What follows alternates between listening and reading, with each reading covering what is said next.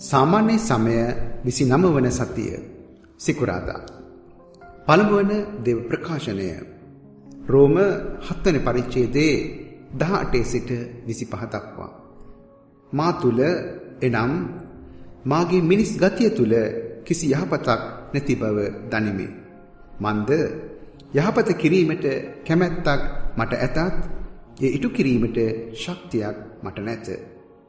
මා කැමැති වන යහපත නොකර මා අකමැති වන අයහපත මම කරමි. ඉතින් මා කරන්නේ මා අකමැති වන දේ නම් ඒ කරන්නේ මා නොව මා තුල ඇති පාපය. එබැවින් යහපත කිරීමේ කැමැත්ත මට ඇති නතර නපුර මා නොමගට පොළඹවන්නේය යන ප්‍රතිපත්තිය මට පෙනේ. මාගේ හදපත්ලින් මව දෙවියන් වහන්සේගේ ආඥාවට ප්‍රිය කරමි. එහෙත් මාගේ මනසෙහි ඇති ඒ නීතියට විරුද්ධව සටන් කරන මාගේ ඉන්ද්‍රියයන් තුළ වූ පාප නීතියේ වහල්කමට මා හෙළන වෙන ප්‍රතිපත්තියක් මාගේ ඉන්ද්‍රියයන් තුළ ඇති බව මට පෙනේ. අනේ මා වැනි කාලකන්ණි මිනිහෙක්, මේ මරණීය ශරීරයෙන් මා මුදන්නේ කවරෙක්ද? අපේ ස්වාමින් වන ජේසුස් ක්‍රිස්තුස් වහන්සේ තුලින් දෙවියන් වහන්සේට ස්තුති වේවා. කොටින් කියතොත් මනසින් මා දේව ආඥාව පිළිගනිතත් මිනිස් ගතිය අනුව මා යටත්ව සිටින්නේ පාප ආඥාවටය. දේව වචනය මෙසේය. දෙවියන් වහන්සේට ස්තෝත්‍ර වේවා. සුවිශේෂය ලූක් 12 වෙනි පරිච්ඡේදයේ 54 සිට 56 දක්වා. තවද උන්වහන්සේ සමූහයාට කතා කොට අවර දිගින් වලාකුළක් නගිනු ඔබ දක්නා විට වර්ෂාවක් එන්නේ යයි ඔබ එවලේම කියන්නාහුය. එසේම වහින්නේය.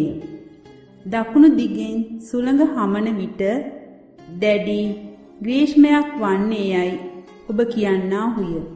එසේම වන්නේය. කෛරාටිකේනි, අහසේද පොළවේද ලකුණු තෝරා දීමට ඔබ දන්නාහුය. එහෙත් මේ નિયમિત මොහොත ඔබ නොදන්නේ කෙසේද? හරි දේ කුමක්දයි ඔබම විනිශ්චය නොකරන්නේ මන්ද? ඔබේ පැමිණිලිකාරයා සමග උසාවියට යන විට මගදීම ඔහු සමග බේරුමක් කර ගැනීමට බොහෝ වෙහෙස මහන්සි ගන්න. එසේ නොකොලොත් සමහර විට ඔහු ඔබ නඩුකාරයා වෙත ඇදගෙන යන්නේය. නඩුකාරයාද ඔබ උසාවියේ නිලධාරියාට බාර දෙන්නේය. උසාවියේ නිලධාරියා ඔබ හිරගෙට යවන්නේය.